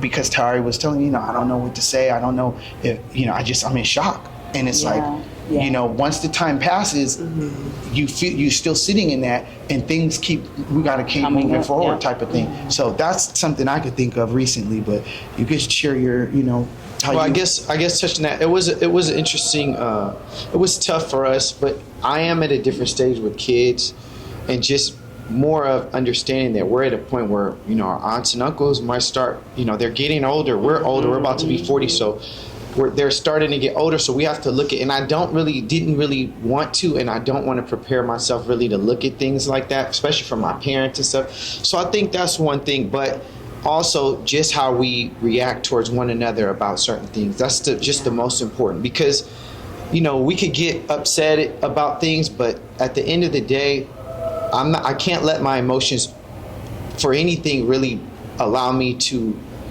treat you a certain way, because you're going to be who you are. We're going to always be close. So I'm not going to, get upset with you or so on and so forth. I just think, like we all understand, people handle loss differently. So, and I think the most mature way you can handle it is just trying to accept it, and then dealing with talking to people about it instead of lashing out. And I think sometimes when people lash out, you'll go to like a service, and then family won't be talking to each other. It could be siblings of, their parents, and they're not talking because they clash. And so I think that's the thing. I don't like having that type of friction with my family and so on and so forth. And I just would avoid it if I can. It was tough going through this, but just to shy on something, you said something earlier about Miss Tracey. You said something earlier about kind of knowing when, like, there's an expectation that we have, and I feel like there's certain situations that happen. Your twin's gonna be there, type of thing, and I feel like I experienced that from not seeing someone close to us pass, and the response not being reciprocated. That I thought we both understood this. I thought we understood how important something was, or you know what I mean? So it kind of leaves you in a space where it's like, if I understand that, life changes and things happen, but like I don't know, like it's kind of hard to explain, but when something happens, like God forbid something, one of your siblings or something, like it's understood what we know we're going to take care of this, or you know what I mean? And it's like if you have one of you has to do it kind of alone in a situation where it's like this person was close to both of us, I kind of feel like I was left to handle like the I guess a little more grief and things, when it's nicer to have somebody there that you had that relationship with that understands and responding to it, instead of not acknowledging that it's, you know what I'm saying? Like, it happened. Well, you guys haven't lost a lot of people close to you? Not, well, over the years it's getting there, but not too crazy, but it happens. And so what happens is, like, eventually, yes, you go because I can't make it. You're showing up for both of us. Right. Eventually, you'll communicate that. That's where we are. Right. And it's not that it's not important to him, right? It's one of those things like when I can't get off, or you can't get off, or we went through a lot of deaths in our family and still have gone. We lost our grandmother at the age of 10. We were 10. Wow. We were 10, and that's the woman we moved to Louisiana for. Exactly. Right. And so I think that what happens is we think they got time. Right. You can go see him. I'll go see him next month. He'll be fine. Right. Because we have that faith and hope that he's still going to be there. But reality is, yes, these people are getting older. Right. They're leaving. Right. God says, come on, they got to come. Right? And I think once you sit and realize and talk about that, deaths are hard to talk about. Yeah. It's 2 siblings of my mom. They are of 13 and there's only 2 left. And we're the ones who have gone down and talked to them about those things. Right. Because it's going to happen. And that's because mom has always talked about it. She's always talked about it. What are we going to do? Because she's like, this it will happen. It's going to look like. You know? And so I think communicating moving forward, again, your uncle was important to both of you guys. And even coming back from some of the funerals that we've gone to, we bond before and we bond after. Right. Whether we're there sitting at the same time, it's really water under the bridge. Right. But once we come back together and we can still share those moments together, I think who that's was there? what What did they say? exactly. I think that's a good point. I guess for us, the hardest thing is we do talk. We did talk before. We talked before, you know, my brother went, and I wasn't able to coordinate everything because I have to coordinate stuff with my kids and stuff before. We talked, everything's fine. He goes, we talk, everything's fine. He comes back home, everything's not fine. Emotions, yeah. And then boom, and it's like, okay. The process. I'm like, oh, okay. So, you know, I understand that, but it was extra to me because it's like we talked. We could have talked this out a long time ago. But you know, so that's where when it comes out of knowing, you're like, wait a minute, you know what I'm saying? It's not like things are delivered differently, and then now you've kind of been marinating and waiting and boom, boom, boom, and it's like we could have already talked. And it's funny because the other last thing is everyone will understand. My parents, my siblings, even my aunt who's lost her husband will understand my situation, but everyone understands except for one person. Yeah, the twin. Right. Because I hold them accountable on a different level. Yeah, we do. That That's an everybody does. expectation. And I feel like The expectation. if somebody messages me, hey, this happened, I'm messaging back. And then if I go and be like, oh, I haven't heard from your brother, and I'm like, you haven't? And that irritates me because it's like we both feel the same way. That's a different we both thing, feel the bro. same way. But this person that doesn't know you as well as I do isn't getting that back from you. You know what I'm saying? Like, they got a message from me. They're telling me they haven't heard from you. So, like, you know, how do you know what I mean? And it's like, I'm here. I do tell them the same thing when I left. I said, I'll go for the both of us. Yep. But my mentally, I thought for sure I wasn't going to have to go by myself. You thought standing there, sitting there in place of both of you would be okay. Right. And it wasn't a waiting. I know you said the word waiting. I'm in mental health. So when you said waiting, it wasn't a wait. It was an emotion he didn't even see coming. Right. It was a reaction you did not even see coming. But now that I'm back at home and It's a reaction over, after the action. and I'm like, And then the next I day, felt alone. I felt right. like I was by myself. Right. Yeah. Without saying, how dare you? Yeah. Right. We Yeah. are twins. We're like, how dare you let me do that by myself? Right. What? Right. That I was understand. hard. And it's I kind of like an earthquake. Right. Like in California, you have those earthquakes, and then like a day later, Vegas may feel the aftermath. Right, You know what I mean? right. And it's just like you said It everything ripples. settle in, Right. and you go, oh, this is how I really feel. Right. And that's got to be okay. Like, we may feel one way. I know sometimes I'll feel a certain way, and I go, you know what, Stacey? Yesterday we talked about this, and I thought I felt that way, but today I'm feeling this way. Right. And I think as twins, we have to allow that. We have to be okay with. Did it come out of nowhere? It didn't. It came out of emotions. Right. It came out of unplanned, Right. unexpected, whatever it was that was going on in my brain at Right, that moment. right. That's where it generates from. Everything is a process, and it came from somewhere. There's a root somewhere. There's a root, 100%. That it came from. You know, and I think as twins, we are more disappointed in each other. We have tons of siblings. You know, our dad, we have a different dad than the rest of our siblings. He has 6 other kids, I believe, like 6 other human more. But he has 6 for sure, our father. And I think that they may all be okay with certain things. But when it comes to her and I, Right. we take it to heart. Right. And that's normal. I think Right. that's the bond. that we have. That is the bond. Yeah. Yeah. Like my mom passed in 2014. We always say my. Sorry. Like, we're the only It's child. our, but Right. we always say, Sorry I don't know why right. we say my. Like, I'm her All of our kid. siblings say my. Right. And she was talking to my ex-husband at this time. And she said, you know, she said with twins, she said, I see the way you want that. Right. You ain't gonna get it. The connection. The connection, the bond. She said, my advice to you is to create something special for you and Tracey, right? But my main thing that I'm talking about here is when my mom said, God created them for 9 to 10 months before they even met me. Right. They have a bond that I can't explain. Only God can explain that. And she said, sometimes I think they're closer to each other than they are to me, you know? And I think that's where the root of us expecting, you held my hand through the womb. You probably came out first. Right. But I expect for you to hold my hand through life. You know, and when your hand is not there for me to reach, we got issues. Right, you know what I mean? right. But you also have to, that's where that maturity and that emotional intelligence come in, where it goes, you know what? I have to allow space to be okay. And to be articulating how you feel about that. Because that's a big deal. Articulating, sharing that you're feeling vulnerable or that you're feeling something so that people around you being transparent. Very clear. Look, I don't like the fact that you ain't here, but I'm here. Yeah. Right. And because I've had to do it, like go to a couple of funerals this year without Tracey because she got to go pick up the kids. And I'm like, here we go again. Got to get her kids, you know. Right. Just leave them. Right. CPS will get them. Right. I'll be like, drop it. I'm like, drop everything, Craig, drop everything, come quick. What did Pop say? Right, because you have older kids who can put something in the microwave, and, you know, and it's just inconsiderate of us. Selfish. Selfish twin. So I really, ladies, that means a lot because, you know, when you go through stuff like that, I feel like there's residual. Like you said, if there's an earthquake, then after we get these aftershocks and we're like, you said this or I said this, and it's like, we're still grieving. Yep. We're still grieving and we don't even, like, my Serena's so beautiful. She said this to me yesterday. We're going back and forth. Me and I have been going back and forth. And she's like, you guys, my aunt's passed away. Her aunt passed away earlier this year in April. She said, I hurt every day.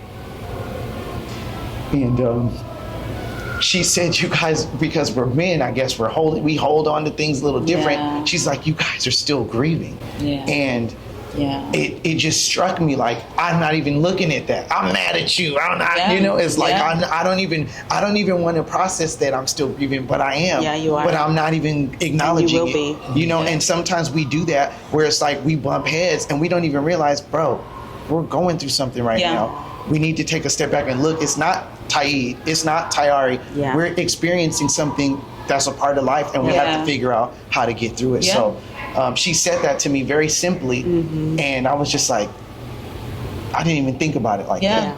You know, I was like, I didn't even. We didn't even have the service yet, and I'm just not even. I'm not even. You know what I mean? I'm not even there. Not even close. So. But I think this has really been good, especially for us. Like I said, as soon as I met my first set of twin, we were therapeutic. It's very therapeutic. Yeah, it is. And I'm glad Tamari was able to make it today. And I told her, I don't know if there's anything else special that you ladies want to talk about, but I always finish with 2 questions. You know what I'm probably asking? Oh, okay. So before the 2 questions. Yes, please. The Twins Fest was your first festival, first time. Right? And how did it feel? Was it overwhelming? Very good question. Overwhelming. I had a tension headache, and I think I had a headache because every time I'm meeting someone, I'm like, there's 2 of y'all. Now I got to remember your name, and I try to be always respectful. Remember your name, and interviewing, going up to people. I'm more of an extrovert. It's easier for me, even when Tyari's not there, but it healed me. Because even during that time, we were bumping heads a little bit. We've been through a lot of changes over the years, so I feel like I love my brother. Oh my God, I love my brother. Like, this is normal. The A-twin is bossy and da-da-da. I'm like, wait. You say your brother talks a lot, your sister talks. Oh my God, he needs to see this. He needs to hear this. Because instead of looking at it like it's a Tyid thing, he could see like, this is a package deal. This is a package deal. This is how it works. You get the burger, you get the fries, it come with a drink. Like, you can't interchange. Right. They don't interchange. That's how it comes. Yeah. And it changed my life. Yeah. I'm not 100%. Even without him, I'm more excited about him experiencing it this year than I experienced it already. I'm more excited for him to be like, oh my God, I never knew. It's almost like, and I reference this all the time, it's almost like when, I don't know if you've ever visited, I haven't been to Africa, okay, as a Black man, but I know that there's people, when they go, they start crying, they get emotional, especially thinking about our history here. Right. And it's like, why am I getting emotional? Why do I feel a connection? Why you don't know, but it's there. It's like our planet. Like, you feel like this is our planet. This is where I belong. And it literally changed my whole paradigm.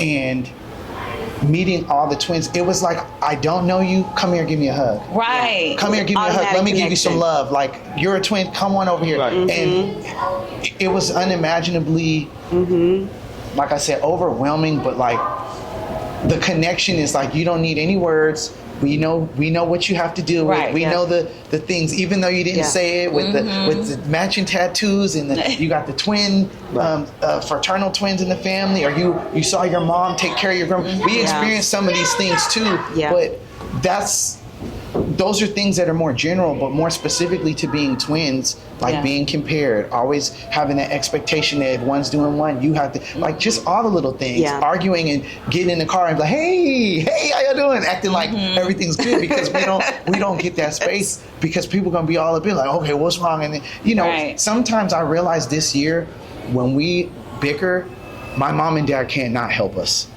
No. And even when we were going through, I would say my uncle and I, our life coaches, were helping us. And I was like, this ain't helping. This, like, at least for me, I said, twins, literally, we give therapy to each other. Yeah, we can heal. I realized it in that moment, we can heal each other. Yes. And if he gets to see what I see, and instead of, sometimes I feel like pushing away from being a twin, then it's like, okay, I'm accepting who I am. I'm accepting what God gave me, how he made me. And I know a lot of people in this world now, they're pushing away from how they were brought into this world, And I know everybody's different, but you have to embrace it. Like, there's only so much you can do to change. I cannot not be a twin. I can't not be a twin. I can't. Yeah. So if we are connected, it is what it is. I have to learn to work through that and understand, and that's why we're doing this channel. So maybe somebody who's having twins can look and say, oh my God, I watched this interview and these twins mention how they're grieving this way, and one twin was married and the other twin did this, and it's like, okay. So it's a guide, because when we're born, we don't have, what did we get? Nothing. You got to deal with it. Yeah. Well, I feel like, nope, deal with it. And it's like you're trying to figure all these things out, and there's no book, there's no instruction book. Right. So you're just there, and hopefully this gives people and twins something that they can look at and say, you know what? That actually helped my life. That helped my relationship. Yeah. Twins, they don't talk anymore. Yeah. Too. A lot of twins that don't talk. They don't. Yeah. Because they can't deal with, all the things that come with being a twin. Yeah. So then, before your two questions, I have one question too. Yes, please. At what age, though, did you feel like I need to be my own individual? Well, I think we were taught that kind of younger, because they kept us. I mean, after first grade, we were in separate classes from first grade, so we kind of kept it separate.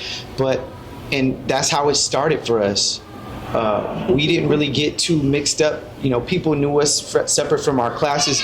I don't really remember getting too mixed up. And then we got into different things, different sports, different instruments, music that we played. We did play basketball together, though, in high school. And then we ran track you're going in high school. But I just think by keeping us in different classes, that kind of set the standard. Like, I have my own friends here, but we have a lot of friends that were the same, like in the same circles. Yeah. But I feel like it's like, I'll see him on the bus when we're going back home after school. It was like we would get off the bus, we get off the bus together, go to school, and then after that, it was like, I'll see you at the end of school. We might cross paths throughout the day, but not like, hey brother, how's your day? And then it was never like that. Oh yeah, you saw one, you saw the other with us. I could see him walking to the principal's office, or me walking somewhere, and we could just be like, hey, what up? And we just keep walking. You know what I mean? It's a twin guy thing. It is for us, because we got to keep our distance. We kept our distance, and then like, I'm gonna see him later. Like, we could go off separate, and then we know at 3:00, 2:30, we're gonna be on the bus anyway, arguing on the way home, walking like one's like 20 feet, 30 feet in front of the other, and we're walking home together. Fussing and arguing. Yeah. That's funny. I think I was about 30 when I decided to change my hair. Right, I was about 30 during that year, maybe. You could have been. But it started with the hair. Oh, okay. It started with the hair. So that, go ahead. That started with the hair. And are you married twins too? Huh? Are you married twins now? Okay, because I noticed the hair is going opposite. No, that's on purpose. Okay. We planned it. Okay, I like it. Yeah. So I started with the hair. I was like, I need to find my own individuality. Like, I just felt like at 30, I was like, I need something. I did. And did I start with the shave? I think I started with both sides shaved. Yeah. Okay. And she was like, no, you didn't. And I was like, she walks in mom's house, and I was like, I can't believe you cut your hair. Right. I was like, I can go buy some more. Right. And then eventually I grew it back out. And then she cut hers, and it was just flip-flop. Right. Yeah. And then recently I was like, hey, cut your side. Last year, she was like, cut your side. Cut I was your like, side. I just started growing it out. Yeah. Right. So, yeah. Okay. As far as the hair difference goes, we've been pretty much the same as kids until whenever he would start letting his hair grow. I always kept it pretty short throughout. Only one time in particular I had to, because somebody messed up my hair pretty bad. I cut his hair in high school. You dad messed it up. Messed it up. Whatever. But he let it grow so long that he would get cornrows, or he would get twists, and he's tried a bunch of different hairstyles that I've never been able to.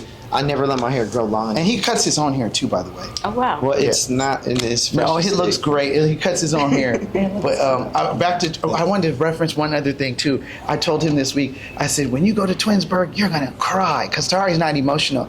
I said, you're going to feel it right away as soon as you get there. And you're going to be like, might not cry. He's not emotional. why? No, because I've heard twins say that We about didn't each other. cry. Yeah. No, but what I'm saying is, Right. I was joking with him. I was joking with him because he's not very easily moved. But I was like, wait till those twin bees get up on you. You're gonna be like, oh my God, you understand me? Oh, okay. Well, I am moved, but he's different. We're just not. That's why even when we talked about our uncle recently, I feel like if I went by myself, I would have been perfectly fine. Mm-hmm. I wouldn't come back. I just feel like I would take it a little different. You know what I'm saying? I just don't feel the need to be like, you know what? You. I don't get emotional like that. So when we talk about emotion, we're talking about even when you're not pleased, when you're not happy, and then it's like, and it's like, I just don't feel like, I never feel like that's necessary. I always want to be calm. And that's something I guess I took from my dad who yelled at us a lot growing up sometimes, who raised his voice, but he didn't overreact during certain time when he could be like, what? He never overreacted. Do you understand? In a way, he was always kind of calm. So that's where I feel like that part from. Well, dad is like, and I said this in another, dad is like, oh, you don't need to go to the hospital. I'm like, Dad, my leg's broke. He's like, no, you good. You be all right. You can walk. Well, that's like dad. He's old school tough like that, and he's very, you know, he's an older black man. I mean, but it's like nothing ever There's no frazzles him emotion or, there. like, There's no. nothing That's ever where you shook learn him. that from. Right, That's and I think I'm more like my mom. Do you think one of you is more like your mom and one more like your dad? We really didn't know our biological met our father biological like father that at 8 to years know old, his and we never lived emotions. with We him. usually get the stories from his brothers and our older brother. But mom always expressed how she felt. Yeah. Okay. Rarely seen her cry. Right. And I'm sure she did behind closed doors. Right. But and you know, there was times where we did see her. I can count on one hand, but she was both, because she could get angry if you took her there. Right. But for the most part, mom was She didn't do a lot of yelling. She was just a prayer warrior. Yeah. Period. Yeah. But I think that that she just had this energy about her that we were Everything's like, gonna be cool. yeah. Right. She always. It She didn't was matter. like. I felt like she That's like probably more of me what. on that part. Probably of mom. more you. Okay. Yeah. It'll be all right. But that's Don't worry what about it it. is. Come on. Yeah. Yeah. You know, and I think one of the things, I work in the horticulture industry. So, and I work with different designers. Let's when not it leave that comes out. to, shut up. When it comes to, Brian is watching this. Horticulture. So, I work in that industry, but I work with top designers when it comes to the hotel and the hospitality, right? And one of the things I learned from one of our top designers there is asking him, because you have to learn how to work with different people, right? And asking him, what does that look like? Because she can say, hey, do this, and I can say, hey, do that. Right. What it looks like to me, I already have a picture up here, but it may come out differently than what she even thought. And she's like, that's not even what I'm talking about, but I can't read your brain. So that question is what does that look like, right? So when you say, oh, he doesn't have emotions, something like that, I've heard different boy twins say, he ain't got no emotions, he don't do this, he don't do that. But you do, because when you think about emotions, it's how does that look for you? What does that emotion look like for you? That emotion for you may be an outburst, Which It is a may be level. a cry. Right. You know what I mean? And it may be like, different levels of emotions. His emotions may be, you know what? I'm going to internalize it. I'm going to deal with it. Maybe I'm going to get out in the journal. I don't know. You know what I mean? I was just saying, that's a good point, but I do frequent the gym. I go to the gym. I try to go 3 or 4. It's lessened That's because of another these way to kids, get it out. but the gym, it'll change my everything Yes. every time. Yes. And as soon as you don't feel like, I don't feel like it, I'm tired. I go and I'm like, man, that was Burst what of I energy. needed. It's the Yeah. medicine. So I need therapeutic. it, right? It helps me. So that's what I do. So I kind of take whatever I have and I take it to the gym. Any stress, anything bothering me, I take it to the gym and I let it out. And that helps me. And then I don't feel so, because I can get emotional too. I just not as frequent and not so, not so quick. Like, I think too, for me, and I don't go to the gym as much as Ari, but I still. I feel like I go to the gym too, not as frequently. Ari's, that's his thing. Okay, don't let him take his jacket off because No, there's he's no- like, y'all are twins. Y'all ain't twins the whole time. Y'all ain't been twins the whole time. Like, but he's like that. But when I get emotional, I just feel like for me, it's more of an empathetic thing. I can feel. I don't know why, but I always feel like I've always been able to sense if he's not good. And I'm always checking, and I'm always checking. And it's like, I'm always looking to make sure other people are okay. You know what I mean? And sometimes for me, I don't know. I just feel like emotion will come out of whatever the situation is, but I just feel like it keeps me healthier to be more vulnerable and be able to express what I'm going through at a moment. So that way there's, like I said, transparency. I just feel like for me it works better. Because if you're not showing emotion, how does someone know? And that's another thing. That's where I got it. Because he knows I'm very empathetic and we're connected, he knows that I know that something's bothering him. So he's learned over the years to try to really keep situated. So he doesn't pick up that something's bothering me, because if he does, he's gonna be all up in my face, asking me all these questions. Now he may not believe that, but it's a thing, and it's just like, you know, I might say, hey, is everything okay? And he's like, no, everything's cool. After a week or so, he might tell me, and I'll be like, bro, why didn't you share that? Why didn't you tell me when it was happening, or you know what I mean? So it's like, that depends what it is. I don't know if I've held stuff. I'll tell you if I have a problem right away. I don't think. I think you got used to just knowing that I'm gonna be on you if I feel like, because I can feel it. You know what I mean? And it could just be for your protection. Yeah. But I'll tell you if I have a problem. I don't. It's like I share with him. Our mom will be like, something's wrong with you, huh? And I'm like, no, everything's fine. Something's bothering me. I can tell. I'm like, no, mom, everything's good. You know, don't make something. Don't make. Yeah, sometimes they can tell, but sometimes it's nothing's wrong. But you know what I mean. But I don't know. Now, with If you something's being wrong- emotional at the twins day, some twins are emotional about it because it's like a kid at an amusement park. You can say that again. But you might look at it and be like, this is dope. Right. This Oh, is good. for sure. Yeah. And that's it. Absolutely. Like we That's the felt emotion. like our first time we were like, It was overwhelming. this is pretty cool. The first night we but- had a headache too. But Yes. after Headache. a couple hours, I was like, we need to go to the car because I'm overwhelmed. Right. This is Yeah. way too much. You need to go. Literally, It's you have nonstop. to disconnect. It's Yep. almost like being on screen time or being. Yeah. on Yep. I need a break. Yeah. It's too much. My Because- face was hurting. Yes. I was like, I'm in You don't know 50 what to expect. pictures. Right. You don't know what to expect. So that's gonna be how. It's gonna happen. Yeah. Get your But you Advil build or- lifelong friends there, Yeah. right? Like we Yeah. get into these deep conversations with different twins. I think But each it's time more we go, so in the late night, like I'm talking midnight, 1, 2 a.m. where we all get deep. Yeah. When you're in the hustle and bustle, it's just hey, hi, take a picture. Right, I'll pay right. for your twin A, your twin B, cool. But then later on, you gather those twins and you just kind of you get deep with You them. get into know, it. you I'm get okay with that. That friendship. sounds good. Yeah. Yeah. And it helps because you guys are about 6 years older than us, 6.5 or so years older than us, and I feel like there's a part of life, no matter what, you have 6 years of experience in this world, on this earth, that we do not have. There's something that you can share with us that we Definitely. haven't gotten to yet. I'm almost certain. And that's why having these conversations is so important. Yeah. Because it fills that void for twins. It might not be something that everybody that doesn't have a twin or a singleton, as we call them, will watch and be like, okay, that's cool, but what are they talking about? But for a twin, when I realized the impact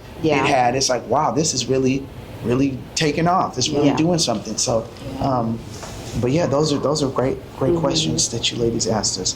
But I always finish with these two, and we'll do B twins first. We'll do B twins. So sorry, Stacey. The drum. Yes. What is something, Miss Tracey, that you love about being a twin? And if you could, this is a two part. And then what is something you admire about your twin sister Stacey that maybe she doesn't know about? That she don't know about? Maybe not I don't know. know that she don't know because we're so open and vulnerable and transparent with one another that I don't know that she don't know. Right. Honestly, I can say what she does know because I don't know that I can share what she don't know. Answer the first question, though. So, what I what I admire about her, her quickness. She's forgive my French if you will, she's a no bullshitter. Like Stacey she just ain't gonna take it. Right. You know what I mean?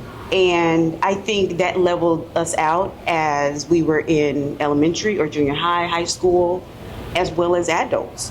because Stacey would give it to you like this. Like my nieces, if they get in trouble or something, they go like, call Titi Stacey. Because it's like, yes, we have that relationship. People think that just because you have the relationship with God and you're a Christian or a disciple, that you're not going to act up. No, yes, we act up. You know what I mean? Absolutely. It may look different. Right. With us, it look different. Stacey act out. I may act down.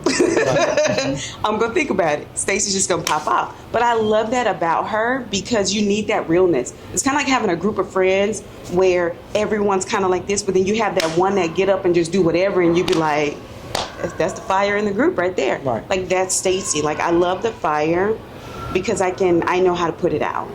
You know, and that's what levels us. You know, and then she just says things where I'm like, you should say that? Why would you say that? She's like, girl, we'll just think about it later. We ain't gotta think about it right now. Just talk about it later, you know? I'm more so like, you should have thought that through. You shouldn't have said that right away, you know? But I love that part about her. Her strength as a single mom. It could have been one of the things between her and my mom that pushed me to adopt my great niece. It's because I'm like, they did it. It was hard, but they did it. Right. You know what I mean? And her taking care of her daughter all those years by herself, literally, it was just Stacey and Alexis. That's it. You know, I mean, that right there, like I can say, yes, I adopted a child and that's a gift to take care of someone else's child. Yes. But when you think of all the single moms out there, when I think of Stacey, I'm like, that's a gift. Right. That no one can ever take. Someone can come and take their child back. You know what I mean? Right, But when you're a single mom and you're doing everything from school to work to buying things, you become a coach, you become a counselor, you become this and that. That's a gift. Yeah. That's a talent. It's tough. You know, and I think that's admirable. All in one. Wonderfully Yes. said. One nutshell. Yes. Yes. And so for you, Miss Stacey, what is something you love about being a twin, and what is something you admire about your sister, your twin sister, Tracey? Okay. Yes. So I do love when we walk in a room and we're dressed alike and they're like, what? They're twins. What? I do like that. What I admire is, man, Tracey is so like quick to forgive. And I'm like, nope, let me sit in it. Let me be mad for a day if I want to be mad. And it's a love-hate thing. Like seriously. And I'm like, no, get mad. Cuss him out. Right. Yeah. And she's like, what is that gonna do? Right. How does that make you feel? Right. It goes like this therapist mode. Right. I love And it. I'm like, it's gonna make me feel good. Right. What? Right. So I admired and I have to go back, revert it back to like just this season, this divorce season that she thought would last forever, that she thought would not end in a divorce. Right. And I revert back to that because it does take staying power. Although I've never been married, mind you, I have many married friends and family members, but it takes staying power because that staying power doesn't only fall on the person who really want it. It has to fall on the person who does not want it as well. Right. Yeah. If that makes sense. Yes. Right. And so what I admire also is that even through it all, she learned that there are some places she just cannot be mentally and physically. Like I cannot show up in this season. No, I don't want to teach the kids Sunday school this season. Like she was like, no, that, and she learned no through it all. Yeah. She learned no. Right. Like I felt like it took her a while to learn no. Like I'd be like, no, I can't be there. I got something at 3. I can't be there at 6. Wow. Like, Wow. but she learned that through the season. So I admire the like I'm quick to go against the grain. But even through the darkest, through the toughest time, she was like, no, that's not what the book says. Right. Good old book says this. Right. What's the book, girl? What's the book? Any book, the Bible book, the law book, the courts, any book. Right. Yeah, I'm with you. Any book, and I'm like, no, I think right now you're gonna have to go off your emotions. Right. But that's what I admire because it's in everything there's a lesson. 100%. In everything, 100%. there's a lesson. Right. I think that was beautiful. Yeah. One of the things that I noticed when I start interviewing is immediately I can always kind of see after we start talking, okay, you're more like Tyid, you're more like Tyari, or you know what I mean? It's every set of twins. I don't know if he can see that now more vividly, but I want to ask you, Ari, this is our first interview with adult twins ever. So how do you feel looking at the nuances between, you know, different perspectives of each twin and our energy, how we relate to different things? And this is our first time doing this. How does it feel to be in the space and actually see this and feel it? Yeah, right away coming up, I was excited to see you both. I'm always still excited to see twins. So just getting to hear from both of you, there's things I take from both of you. As you being twin B and twin A, but the way you don't take stuff, that's more me. You know what I'm saying? But as far as the, you know, I don't know who takes the reins and who takes the lead more. That would be more him. But the quick reacting, that's here too. The quick reacting, like I'm just gonna jump up. I don't like. And if are you gonna ask me those questions too earlier? You can if you want, but you can continue. He said it would be therapeutic, and sure, because we get to touch on a lot of different things for you guys, right? Yeah. We get to talk about our, you know, our experiences. You get to talk about yours. So it's definitely learning, but. Yeah, I'm excited that we were able to do this, but definitely like I said, when I came up, I was excited just to see you both. Just your energy right away was good. The whole energy, this whole interview has been good. I didn't expect anything, you know, really different, but I didn't know because this is our first one, you know what I mean? So I get to share, you know, with him, Mr. Talkative, you know, so we all get to sit here and just do that. But anyways, but yeah, that was pretty much it. I'm definitely taking away both, you know, from the kid, you know, single mother, experiencing that, and then the advice, you guys sharing advice with each other, and you know, I get it. Two different mindsets as far as, no, you need to do this. That's somewhat with us too, you know. So, but it's very nice to hear. It's refreshing for sure to hear you guys dealing with somewhat of the same things that we've gone through as well. But that's pretty much it, unless you want to do the last one. As far as the questions that you asked about what do I admire about being a twin, or you said, what do you like about being a twin, and what's something you admire? Obviously, everyone says that same thing. Having someone to always talk to, having that connection, you know, it's beyond like really best friend, you know what I mean? It's like yourself in a way. It's more than a best friend. You know, I really can't even put into words how it is. You look like Dad. You remind me of Dad so much right now. As far as our differences, though, the things that I admire about you is how quick you are. Sometimes he won't think he'll say something. Sometimes it'll be funny, and everybody like, where did he get that from? Like his brain, the way his brain goes. I was like, I would never got that. And he'll be so quick, and I'm like, damn, everybody will be laughing. And sometimes he could be so quick, everyone's like, what did you just say? That was inappropriate. You know, or right. So me, I'm more thoughtful. I think about what, like I'll come with stuff, but it'll take me more time to process and be like, okay, I'm gonna deliver it like this. He's like, boom, and he'll say it right away, and it's like, whoa. So that one thing I admire about him. He doesn't care sometimes. We could be with our grandmother, and she could be, you know, we could be visiting our grandmother in her home when she was alive, rest her soul, and he would just say some of the craziest stuff, and like, why are you going to say that? We're here visiting our grandma. You know what I'm saying? He'll say some crazy stuff, but he's like that, and there's no chill with him. He's always like already going. So that's one thing I sometimes I don't like, because I'm like, no, not this isn't the place, you know. And then sometimes it's funny, but I accept it for what it is, and I appreciate that because I don't have it like that. So I just care a little bit more so about certain things. But go ahead. Right. I just feel we're blessed. I feel like I don't know what happened, but I think sometimes you have to go through things to get to a certain place. We started this podcast idea, I told him last year. And we ended up starting it in April. Even the very first episode into the beginning, we were bickering. And now that we're here with you ladies, and he gets to see it, we all kind of all get to do this together. I feel like I don't know what God, how he works. I know he works in mysterious ways, but I feel like God touched me and was like, look, I'm thinking, what do I have? What do I have? What am I? Who am I? What do I have to offer? Yes. So you're a twin. Use that. Use what God gave you. You've been on this earth 40 years as a twin. Share that. And I'm like, well, how? And then I'm not techie. I don't be on the computer. I had to buy all of this equipment. And Serena's Aunt Glennis, rest in peace, she passed away in April. And she was a busybody. She had a double master. She was working. She was making good money, and she ended up getting cancer. She passed away very quickly. We saw her a few days before she passed, but seeing someone so vibrant and give so much, do so much for younger Black women, and you know, help them with college and things like that, and mentoring, and then to see her not be able to do for herself, it really tore me down. And maybe midlife crisis, I don't know. I'm about to be 40, but I'm looking like I don't have a lot of time, so I'm not going to waste time. Even though Ari was going through his life stage with getting married, having kids, it's like, this is what I want to do. And I think it could help a lot of people.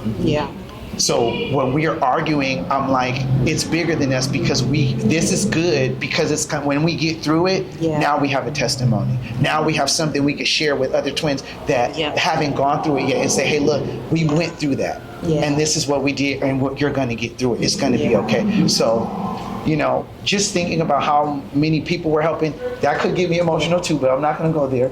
But just the idea that there's a lot of twins that go to Twinsburg, and I've seen some people filming and stuff, but I haven't seen anything like what we're doing.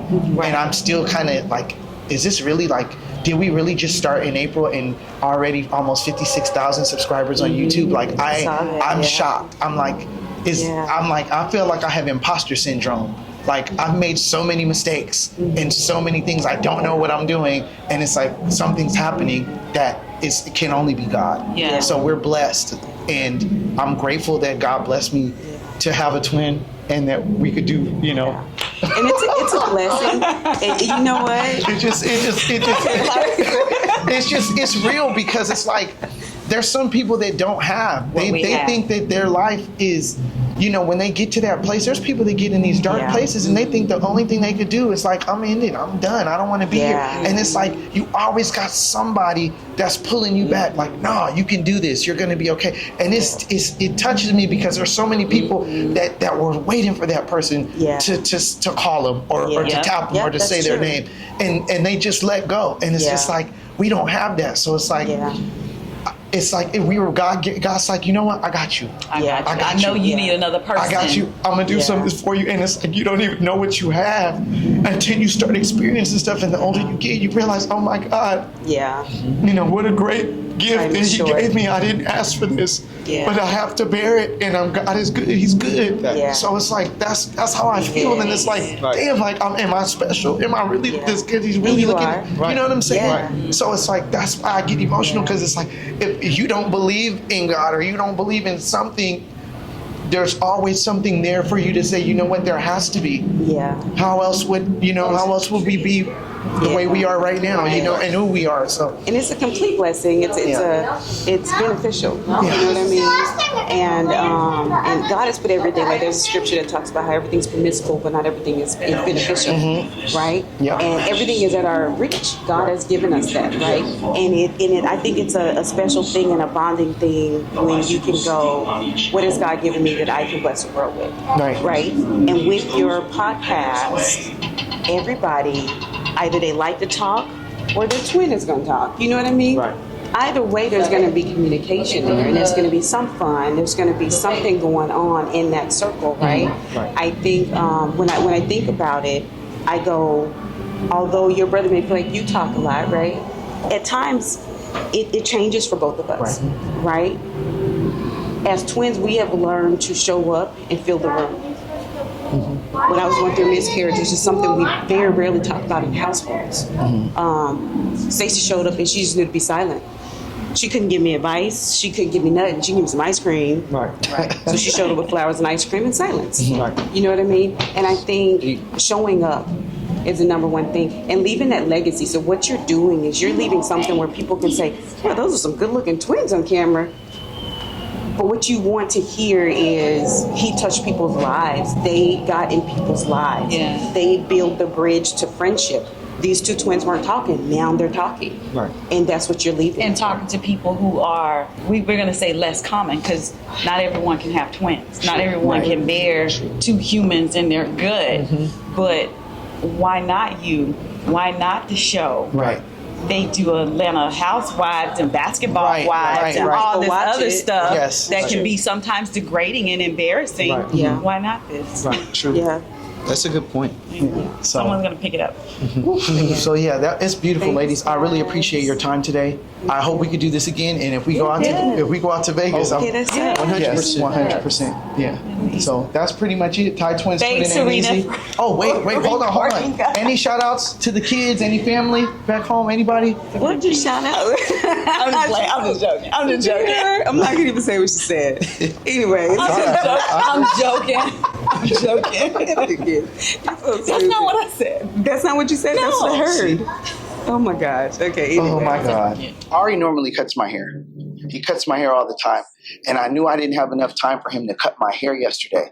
So shout out to Rico's Barber. Dom, this young lady normally cuts my hair. She fade me up. And she was busy yesterday, a little preoccupied. So one of the guys in there, I had cut my hair before. His name was Josh. He was like, well, I can't cut you in here, but I could cut you outside of the back of my car. And I was like, bro, I need a haircut. I was like, I need it now. He's like, come on. So he was running back and forth. But shout out to Josh for that. You're a real one for that, for cutting me up in the parking lot yesterday when it was getting dark. And he's in the Inland Empire. But shout out to Josh the Barber for that. I really want to thank you. And the hoodie for Corona's Finest, my guy Mark, Anthony, and Dominique's father. Thank you for that. Well, shout out to my baby girl, Alexis. And then my three girls, Talea, Tamari, and Taylani. They are my heart, my world, besides my twin sister. Well, now Alexis is going to be like, why you ain't talking about me like that? Because her mama did already. Beautiful names. So, yeah. Beautiful names. We did the teas. Our parents did the teas too. Oh, all the T's. Yeah, Todd, Tajim, Tyid, and Tyari. Oh, fine. Yeah. Wow. Yep. Awesome. Man. So we're good, y'all. God bless. Thank you. Twin, that's my twin. That's my twin. That's my twin. We just found out we were twins. Isn't that cool? And I'm your twin brother. We call this here a little twin. Twin, tapping up a jet ski.